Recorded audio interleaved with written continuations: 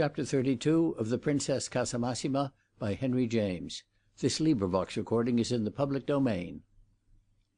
The landing at the top of the stairs in Audley Court was always dark, but it seemed darker than ever to Hyacinth while he fumbled for the door latch, after he had heard Rose Muniment's penetrating voice bid him come in. During that instant his ear caught the sound, if it could trust itself, of another voice, which prepared him, a little, for the spectacle that offered itself as soon as the door (his attempt to reach the handle in his sudden agitation proving fruitless) was opened to him by Paul. His friend stood there, tall and hospitable, saying something loud and jovial, which he didn't distinguish. His eyes had crossed the threshold in a flash, but his steps faltered a moment, only to obey, however, the vigour of Muniment's outstretched hand. Hyacinth's glance had gone straight, and though with 4 persons in it Rosie's little apartment looked crowded, he saw no one but the object of his quick preconception, no one but the Princess Casamassima, seated beside the low sofa, the grand feature introduced during his absence from London, on which, arrayed in the famous pink dressing-gown, Miss Muniment now received her visitors. He wondered afterwards why he should have been so startled, for he had said often enough, both to himself and to the Princess, that so far as she was concerned he was proof against astonishment. It was so evident that, in her behaviour, the unexpected was the only thing to be looked for. In fact, now that he perceived she had made her way to Camberwell without his assistance, the feeling that took possession of him was a kind of embarrassment. He blushed a little as he entered the circle, the 4th member of which was inevitably Lady Aurora Langrish. Was it that his intimacy with the Princess gave him a certain sense of responsibility for her conduct in respect to people who knew her as yet but a little, and that there was something that required explanation in the confidence with which she had practised a descent upon them? It is true that it came over our young man that by this time, perhaps, they knew her a good deal, and moreover a woman's conduct spoke for itself when she could sit looking, in that fashion, like a radiant angel dressed in a simple bonnet and mantle, and immensely interested in an appealing corner of the earth. It took Hyacinth but an instant to perceive that her character was in a different phase from any that had yet been exhibited to him. There had been a brilliant mildness about her the night he made her acquaintance, and she had never ceased, at any moment since, to strike him as an exquisitely human, sentient, pitying organisation, unless it might be, indeed, in relation to her husband, against whom, for reasons after all doubtless very sufficient, her heart appeared absolutely steeled. But now her face looked at him through a sort of glorious charity.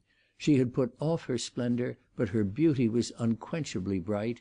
She had made herself humble for her pious excursion.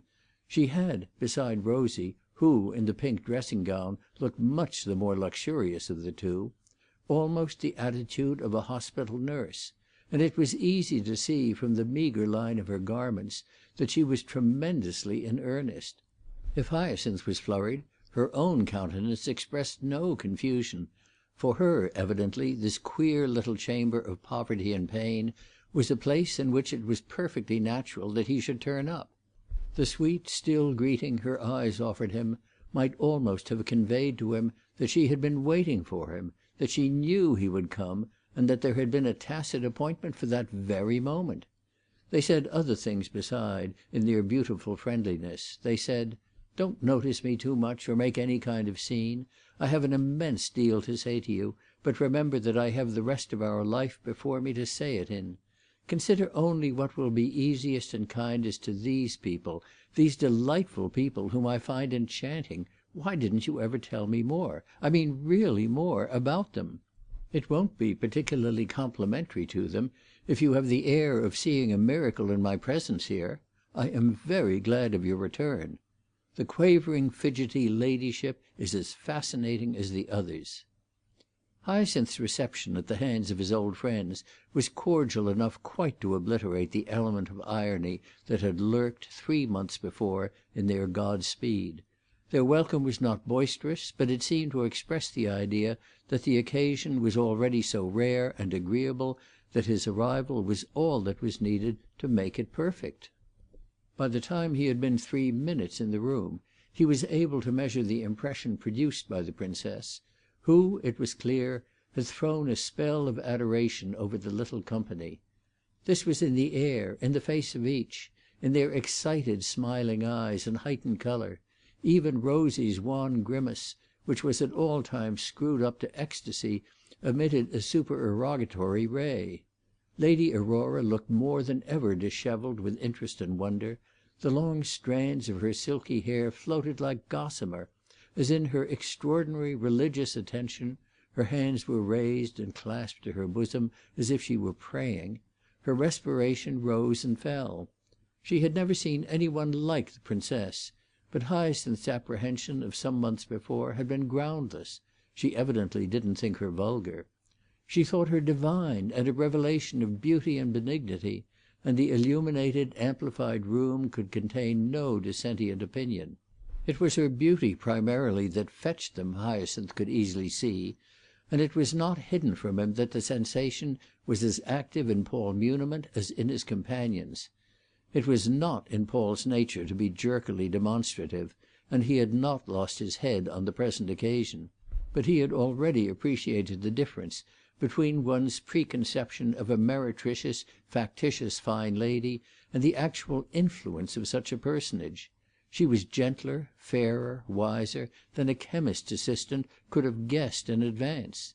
In short, she held the trio in her hand. She had reduced Lady Aurora to exactly the same simplicity as the others, and she performed admirably, artistically, for their benefit. Almost before Hyacinth had had time to wonder how she had found the Muniments out, he had no recollection of giving her specific directions, she mentioned that Captain Sholto had been so good as to introduce her, doing so as if she owed him that explanation and were a woman who would be scrupulous in such a case.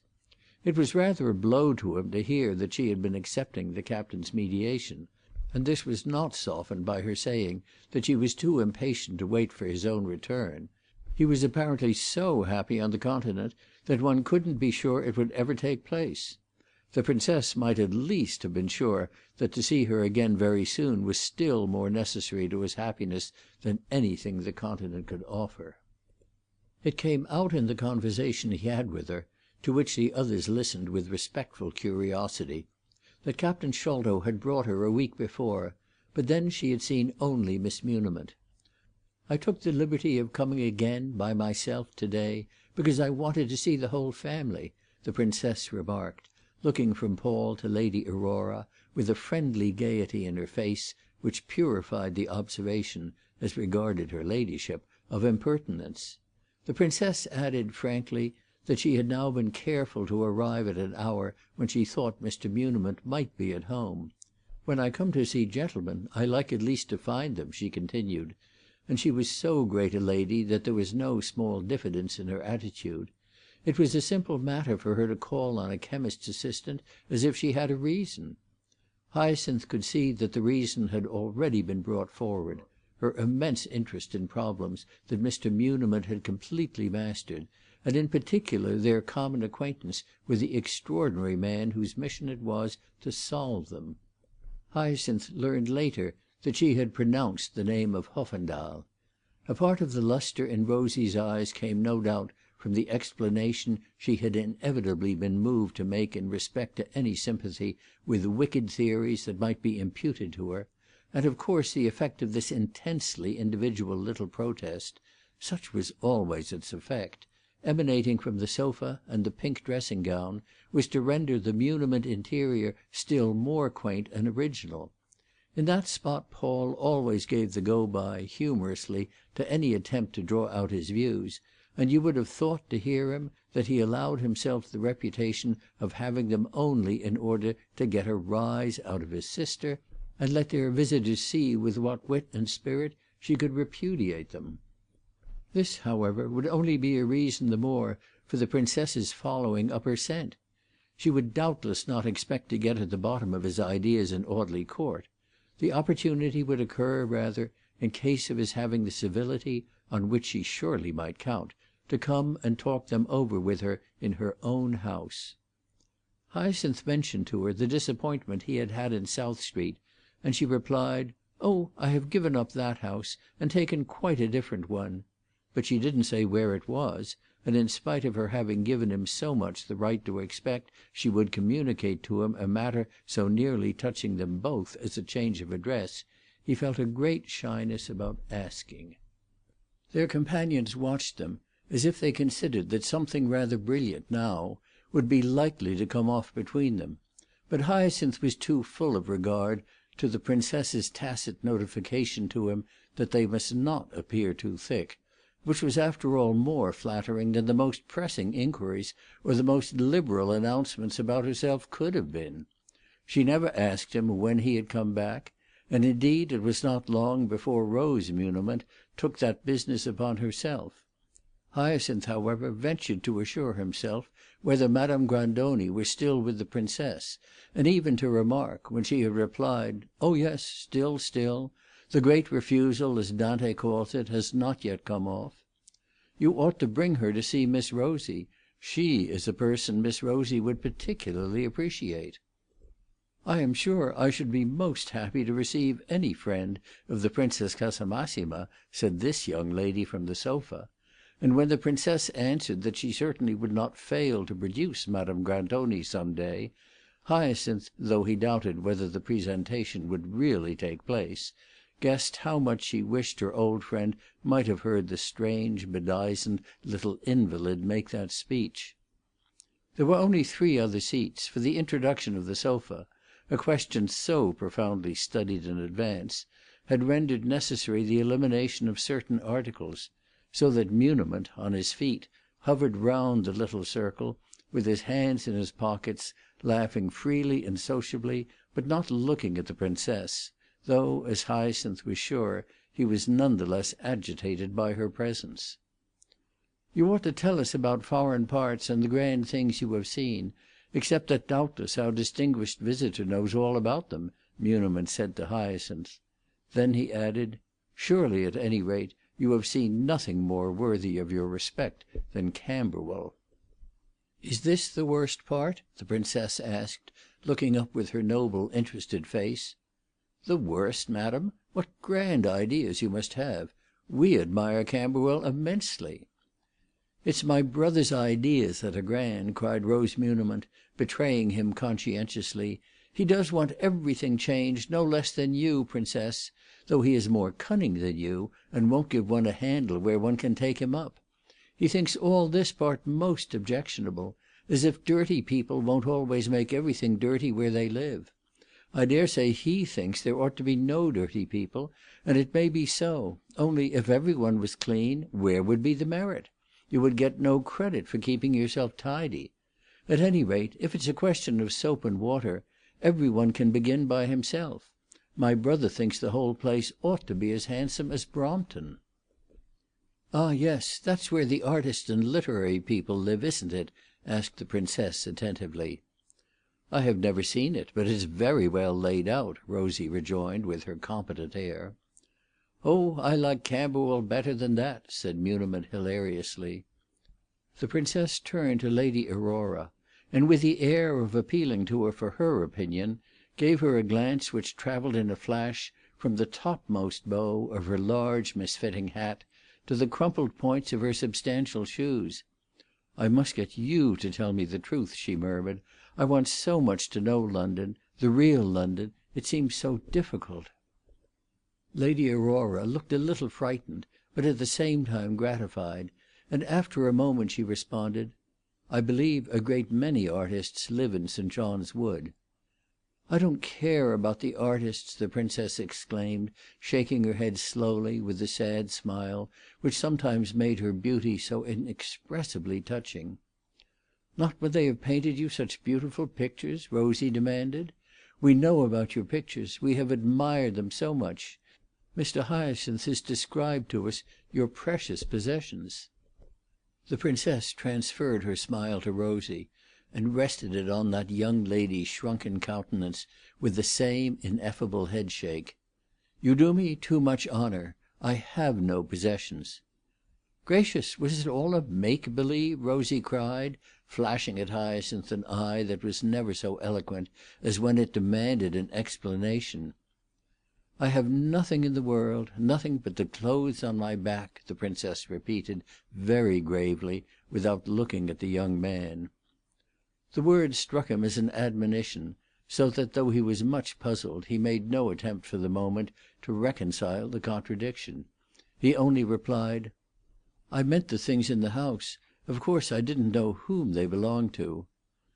"There are no things in my house now," the Princess went on, and there was a touch of pure, high resignation in the words. "Laws, I shouldn't like that," Rose Muniment declared, glancing with complacency over her own decorated walls. "Everything here belongs to me." "I shall bring Madame Grandoni to see you," said the Princess, irrelevantly but kindly. "Do you think it's not right to have a lot of things about?" Lady Aurora, with sudden courage, queried of her distinguished companion, pointing her chin at her, but looking into the upper angle of the room. "I suppose one must always settle that for oneself. I don't like to be surrounded with objects I don't care for, and I can care for only one thing; that is, for one class of things at a time. Dear lady," the Princess went on, "I fear I must confess to you that my heart is not in bibelots. When thousands and tens of thousands haven't bread to put in their mouths, I can dispense with tapestry and old china." And her fair face, bent charmingly, conciliatingly on Lady Aurora, appeared to argue that if she was narrow, at least she was candid. Hyacinth wondered, rather vulgarly, what strange turn she had taken, and whether this singular picture of her denuded personality were not one of her famous caprices, a whimsical joke, a nervous perversity. Meanwhile he heard Lady Aurora urge anxiously, "But don't you think we ought to make the world more beautiful?" "Doesn't the Princess make it so by the mere fact of her existence?" Hyacinth demanded, his perplexity escaping in a harmless manner through this graceful hyperbole. He had observed that, though the lady in question could dispense with old china and tapestry, she could not dispense with a pair of immaculate gloves, which fitted her like a charm. "My people have a mass of things, you know, but I have really nothing myself," said Lady Aurora, as if she owed this assurance to such a representative of suffering humanity. "The world will be beautiful enough when it becomes good enough," the Princess resumed. "Is there anything so ugly as unjust distinctions, as the privileges of the few contrasted with the degradation of the many? When we want to beautify, we must begin at the right end." "Surely there are none of us but what have our privileges!" Rose Muniment exclaimed with eagerness. "What do you say to mine, lying here between two members of the aristocracy, and with Mr. Hyacinth thrown in?" "You are certainly lucky, with Lady Aurora Languish. I wish you would come and see me," the Princess murmured, getting up. "Do go, my lady, and tell me if it's so poor," Rosie went on gaily. "I think there can't be too many pictures and statues and works of art," Hyacinth broke out.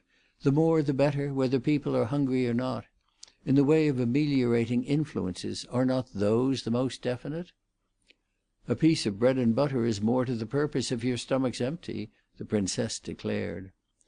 "Robinson has been corrupted by foreign influences," Paul Muniment suggested. "He doesn't care for bread and butter now. He likes French cookery." "Yes, but I don't get it. And have you sent away the little man, the Italian with the white cap and apron?" Hyacinth asked of the Princess. She hesitated a moment, and then she replied, laughing, and not in the least offended at his question, though it was an attempt to put her in the wrong from which Hyacinth had not been able to refrain in his astonishment at these ascetic pretensions. "I have sent him away many times." Lady Aurora had also got up. She stood there gazing at her beautiful fellow visitor with a timidity which made her wonder only more apparent. "Your servants must be awfully fond of you," she said. "Oh, my servants!" murmured the Princess, as if it were only by a stretch of the meaning of the word that she could be said to enjoy the ministrations of menials. Her manner seemed to imply that she had a charwoman for an hour a day. Hyacinth caught the tone, and determined that since she was going, as it appeared, he would break off his own visit and accompany her. He had flattered himself, at the end of 3 weeks of Medley, that he knew her in every phase, but here was a field of freshness. She turned to Paul Muniment and put out her hand to him, and while he took it in his own, his face was visited by the most beautiful eyes that had ever rested there. "Will you come and see me one of these days?" she asked, with a voice as sweet and clear as her glance. Hyacinth waited for Paul's answer with an emotion that could only be accounted for by his affectionate sympathy, the manner in which he had spoken of him to the Princess, and which he wished him to justify, the interest he had in his appearing, completely, the fine fellow he believed him. Muniment neither stammered nor blushed. He held himself straight and looked back at his interlocutress with an eye almost as crystalline as her own.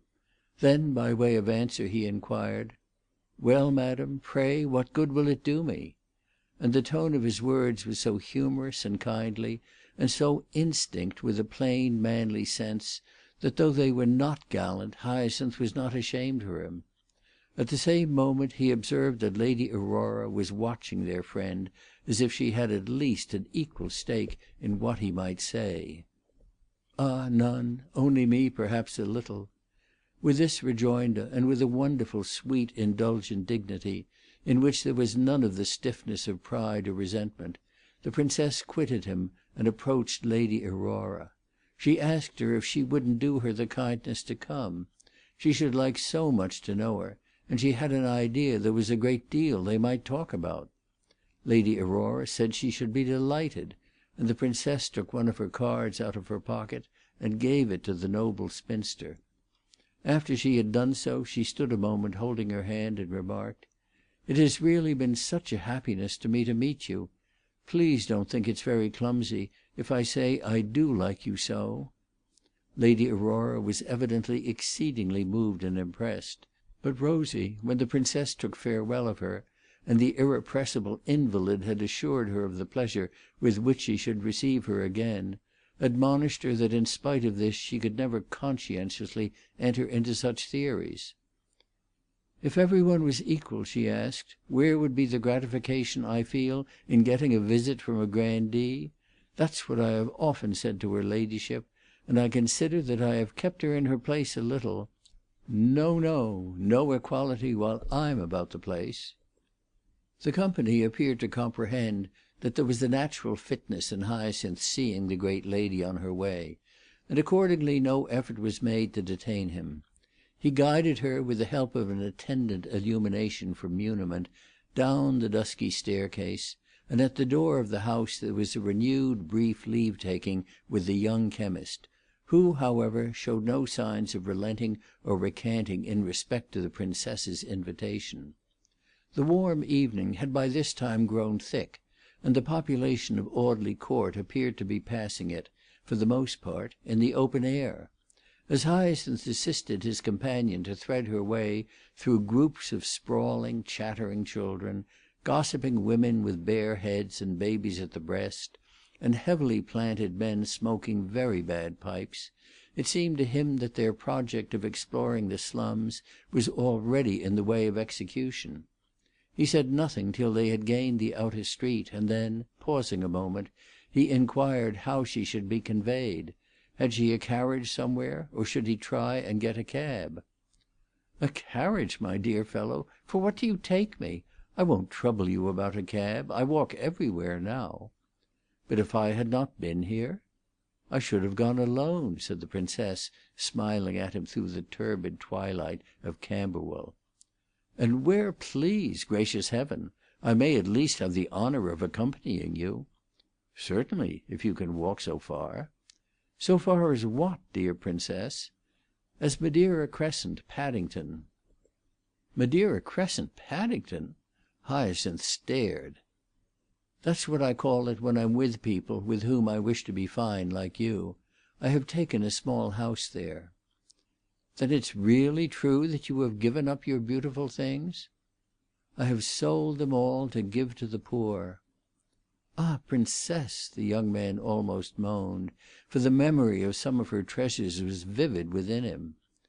She became very grave, even stern, and with an accent of reproach that seemed to show she had been wounded where she was the most sensitive, she demanded, When I said I was willing to make the last sacrifice, did you then believe I was lying?" "Haven't you kept anything?" Hyacinth went on, without heeding this challenge. She looked at him a moment. "I have kept you."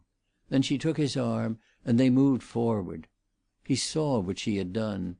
She was living in a little ugly, bare, middle class house, and wearing simple gowns, and the energy and good faith of her behavior, with the abruptness of the transformation, took away his breath.